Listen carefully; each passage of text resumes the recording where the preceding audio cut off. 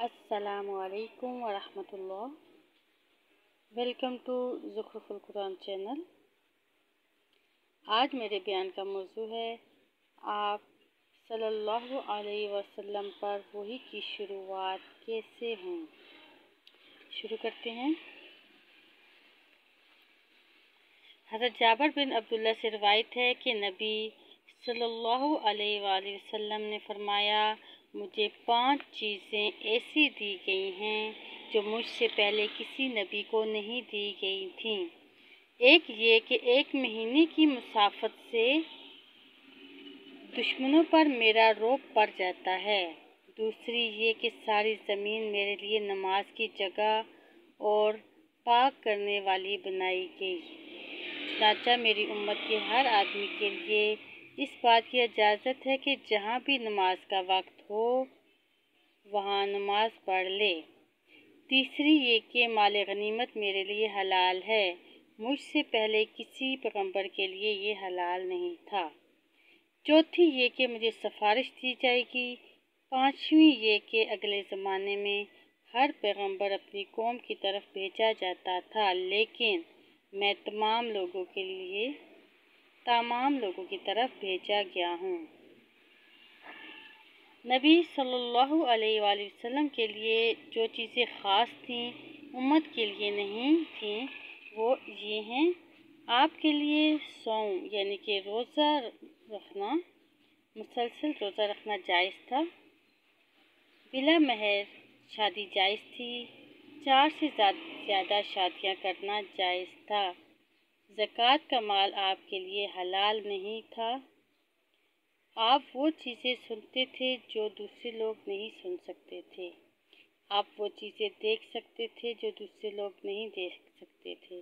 जैसा कि आपने हज़रत जिब्राईल अलैहिस्सलाम को असली शक्ल में देखा, आपके माल का कोई वारिस नहीं हो सकता। वही की शुरुआत। हज़रत उम्मुल मोमिनीन हज़रत आयशा रज़ियल्लाहु अन्हा कहती हैं कि नबी सल्लल्लाहु अलैहि वसल्लम पर वही की इब्तिदा अच्छे ख्वाबों से हुई। आप जो ख्वाब देखते वो बेदारी की हालत में सुबह की रोशनी की तरह नमूदार हो जाता। फिर आपको तन्हाई अच्छी लगने लगी और आप गारे हिरा में अकेले रहने लगे। वहाँ कई रातें इबादत करते रहते, फिर घर वापस आते और इस काम के लिए अपना साथ तोशा ले जाते। फिर जब तोशा ख़त्म हो जाता तो हज़रत खदीजा रज़ियल्लाहु अन्हा के पास लौट आते और इतना ही तोशा ले जाते, यहाँ तक कि आप इसी गारे हिरा में थे कि आप पर बाकायदा पहली वही उतरी। आपके पास फरिश्ता आया और कहने लगा, पढ़ो। इक़रा कुरान का पहला लफ्ज़ है जो उतरा था, नाजिल हुआ था। आप सल्लल्लाहु अलैहि वसल्लम ने फरमाया, मैं तो पढ़ा हुआ नहीं हूँ। आप फरमाते हैं कि फिर फरिश्ते ने मुझे पकड़कर ज़ोर से भेजा यानी कि दबोचा, यहाँ तक कि मैं बेताकत हो गया। फिर मुझे छोड़ दिया और कहा, पढ़ो। मैंने कहा, मैं पढ़ा हुआ नहीं हूँ। इसने मुझे फिर ज़ोर से पकड़ा और भेजा, यहाँ तक कि मैं बेताकत हो गया। इसने फिर मुझे छोड़ दिया और कहा, पढ़ो। मैंने कहा, मैं पढ़ा हुआ नहीं हूँ।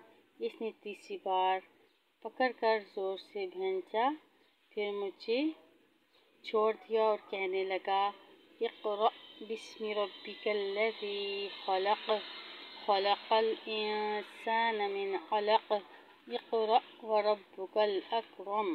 तर्जुमा, ए मोहम्मद, अपने रब का नाम लेकर पढ़ जिसने पैदा किया है। इसने इंसान को एक जमे हुए खून से पैदा किया, और तेरा रब ही सबसे ज़्यादा करम वाला है। यही आयतें आप जिब्राईल अलैहिस्सलाम से सुनकर लौटे। आपका दिल डर की वजह से कांप रहा था। आप हज़रत खदीजा बिन्त खुवैलिद के पास आए और फरमाने लगे, मुझे कपड़ा उड़ा दो। لوگوں نے آپ کو کپڑا اڑا دیا۔ جب آپ کا خوف ختم ہو گیا تو آپ نے حضرت خدیجہ سے یہ قصہ بیان کر کے فرمایا کہ مجھے اپنی جان کا ڈر ہے۔ حضرت خدیجہ نے کہا، ہرگز نہیں، اللہ کی قسم، اللہ آپ کو کبھی رسوا نہیں کرے گا، کیونکہ آپ صلہ رحمی کرتے ہیں، کمزوروں کا بوجھ اٹھاتے ہیں اور محتاجوں کی مدد کرتے ہیں، مہمان کی مہمان نوازی کرتے ہیں اور حق کی راہ میں جو مصیبتیں آتی ہیں آپ اس وقت بھی حق کے معاملے کا ساتھ دیتے ہیں۔ پھر حضرت خدیجہ رضی اللہ عنہا آپ کو ساتھ لے کر چلیں، یہاں تک کہ ورقہ بن نوفل بن اسد بن عبد العزیٰ کے پاس آئیں، جو حضرت خدیجہ کے چچا زاد بھائی تھے۔ وہ بت پرستی چھوڑ کر جاہلیت کے زمانے میں عیسائی بن گئے تھے اور عبرانی زبان جانتے تھے۔ انجیل میں جو اللہ ان سے لکھوانا چاہتا وہ لکھا کرتے۔ وہ انتہائی بوڑھے ہو کر اندھے ہو گئے تھے۔ حضرت خدیجہ نے کہا، میرے چچا زاد بھائی، ذرا اپنے بھتیجے حضرت محمد کی بات تو سنو۔ ورقہ نے آپ سے کہا، بھتیجے تم نے کیا دیکھا؟ رسول اللہ صلی اللہ علیہ وآلہ وسلم نے جو دیکھا وہ بیان کر دیا۔ ورقہ بن نوفل نے کہا، یہ تو وہی فرشتہ ہے جس کو اللہ تعالیٰ نے حضرت موسیٰ علیہ السلام پر اتارا تھا۔ کاش میں اس وقت جوان ہوتا، کاش میں اس وقت تک زندہ رہتا جب تم کو تمہاری قوم اپنے شہر سے نکال باہر کرے گی۔ رسول اللہ صلی اللہ علیہ وآلہ وسلم نے فرمایا، کیا وہ مجھے نکال دیں گے؟ ورقہ نے کہا، ہاں، جب کبھی کوئی شخص وہ چیز لے کر آیا جسے تم لائے ہو تو لوگ اس کے دشمن ہو گئے۔ اگر میں اس وقت تک زندہ رہا تو تمہاری پوری مدد کروں گا۔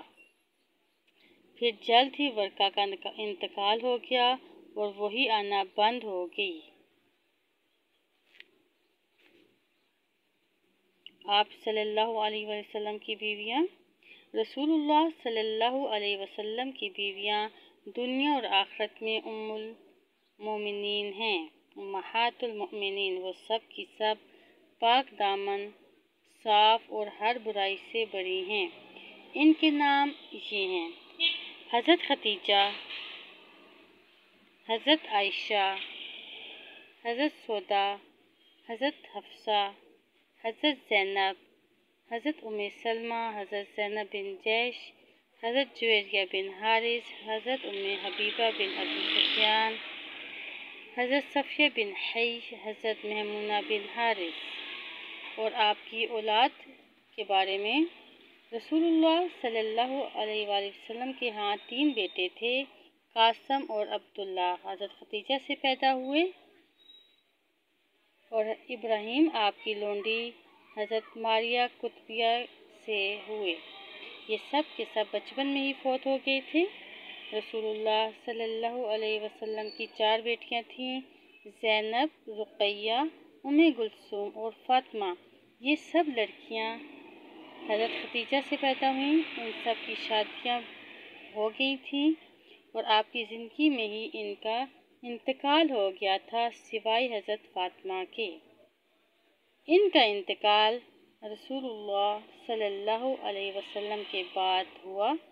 یہ سب مسلمان ہوئیں اور پاک دامنہ تھیں۔ آپ صلی اللہ علیہ وسلم کے اصحاب۔ رسول اللہ صلی اللہ علیہ وسلم کے بعد آپ کے اصحاب کا زمانہ سب سے بہتر زمانہ ہے۔ انہیں تمام امت پر فضیلت حاصل ہے۔